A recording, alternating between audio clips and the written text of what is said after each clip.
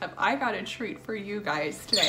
Maybe. This might be awful. I don't know which one it's gonna be. It's gonna go one of two ways. It's either gonna be hilarious or not hilarious, and I'm gonna lose the small following on here that I have.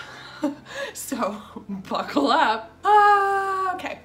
So a while ago on Twitter, I asked you guys if you would like me to review some pet food. If you don't know, I do work at a pet food store, so I spend a lot of time learning about a lot of brands and formulas and recipes. Animal nutrition is something that is of interest to me as a profession.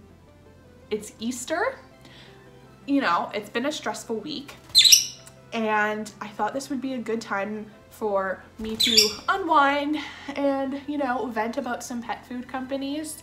And I'm not monetized, so I can do whatever I want on this channel, and I would like to enjoy that while I can. So I'm gonna loosen things up a little bit, and I'm gonna open it, and I'm gonna review some pet food. Okay, but yeah, let's just jump in. Oh, also, before I get into this, there's a slight chance that my phone might catch on fire because it's currently propped up on a lamp without a lampshade, which is what I'm using to create this beautiful lighting that you see here, which is not that beautiful. I also pre-drank, so buckle up. All right, here we go.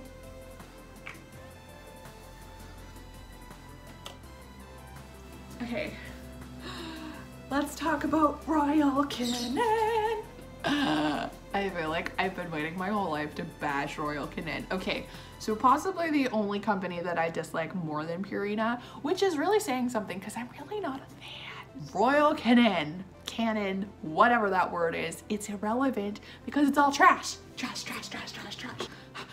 Okay. So people like to feed Royal Canin because the box looks like, the bag looks very sciencey. It's got that fancy little marked up sketch of their animal. It's white, it's crispy, it's fresh. Oh my God, and it's marketed as science in a bag when it's not. Royal Canin is almost entirely grain fillers chicken byproduct. Read on any of the bags, they are all almost completely identical. The one exception to this is some of their veterinary formulas, which are available by prescription only, are formulated with a little bit more or less salt for animals with urinary issues to help them, like, encourage them to drink more, but they're not that fancy. And let me tell you, it's not the worst food on the market. It's on par with, like, Iams. To be honest, it's almost entirely filler. So if you can afford to be feeding your animal something fancier than Iams, which, like, we're not even gonna get into today because, like, I only have so much liquor in a bottle. If you can afford to be feeding your animal Royal Canin, you can afford to be feeding them real food. And the problem with Royal Canin, and the reason I dislike them so much, is because people don't know. They hear the vets recommend it, they see the labels, they see the breakdown on the front of the bag of why this is so important. Royal Canin has incredibly effective marketing that they buy it without even asking. And when you look at the ingredients, it's all trash. It's so bad. Royal Canin offers very specifically diets that are branded for specific needs. So they have breed formulas, they have urinary, they have a sensitive digestion that is somehow different from their digestive care line that I don't understand because it's not, it's the same.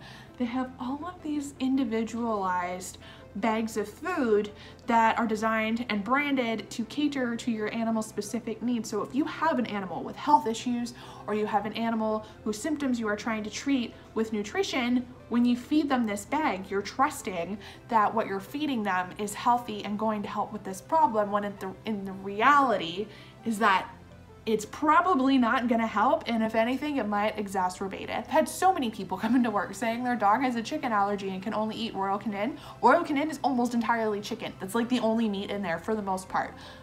Chicken, grains, filler. I've had people tell me that Royal Canin is grain-free because when they say their dog's allergic to grain, a vet pushes Royal Canin on them. Royal Canin is absolutely not grain-free. If Royal Canin was grain-free, they'd be handing you a bag of chicken byproduct meal powder. That's all that, like, it's almost entirely grains. Because of their specialized branding that suggests that their food is tailored to the specific needs of specific dogs, they are essentially targeting people in a vulnerable position who are trying to help animals in need and animals with specific health issues. And I think that's pretty freaking low. If you're going to cater to the dog and cat health industry, you should at least make sure that what you're selling is at the very least sellable. Even if it's not going to cure somebody's dog of its chicken allergy, you should at least put on the bag that this is not a limited ingredient diet. Don't disguise your food to be something that it's not. So many people come in freaking out because they can't find like their breed specific Royal Canin, and then when we compare them, the ingredients are identical. The only difference is that the fat and protein ratios and percentages are like 5% higher or lower depending on which breed of food you're feeding. It's the same formula. It's not, you shouldn't even need to transition your dog if you swap from like German Shepherd to Shih Tzu. They're literally almost identical. I hate Royal Canin. Because the people that feed Royal Canin and the people that splurge on Royal Canin are doing it because they want the absolute best for their animal and they think that that's what they're getting, and they're not. And I used to get really frustrated with all of the brand loyalty behind the Royal Canin customers, and I honestly don't even anymore because it's not their fault. They're being told and sold something that's not what they're actually paying for. And if you can afford to spend $30, $40, $50, $60, $70 on a bag of food, you can afford to be feeding a lot better quality food than Royal Canin. And I hate that they're in vet clinics. I would feed my dog Purina before I feed them Royal Canin. I hate Royal Canin. So let me know how you guys feel about Royal Canin in the comments.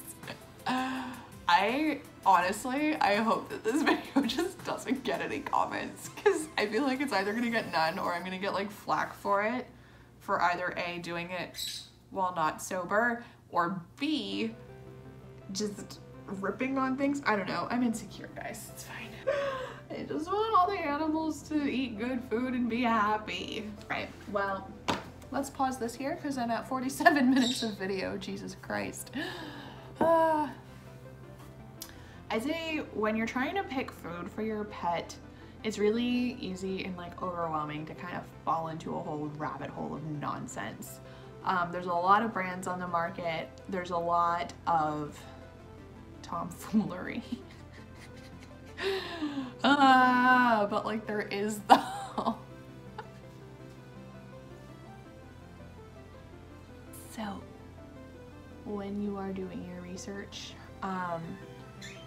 decide what's important to you. Do as much research as you can, but make it thorough. If you're going to read the grain-free study, read about where it came from. Look up the vets that performed the study, performed it, organized it, whatever. But do your research, because nothing on the market is entirely unbiased. Except me. No, it's not true. I'm so biased, obviously. I would also like to say, don't be afraid to ask employees at pet stores questions. And I know that's an inflammatory comment. I know that people are gonna be like, pet store employees don't know anything, which for a lot of people might be true. I'm not gonna defend your experiences with pet store employees, but I will say, as a pet store employee who has worked at multiple pet stores, not all of us, we're not all evil. Some of us do care about our jobs, and we're also all human beings. So if you ask a pet store employee for advice, you ask a pet store employee for advice, why can't I say that word? Don't stop with one employee. You should never walk into an unknown situation and ask one person in a field you're not confident in and take them at their word. You should never walk into a field you're not comfortable in and take the advice off the first person you meet, you know? Treat employees like Google. Ask one, get the opinion of another, learn from another one, and build your own idea and your own knowledge. All of this comes down to research, just like anything else with animals. Don't hate the player, hate Royal Canin.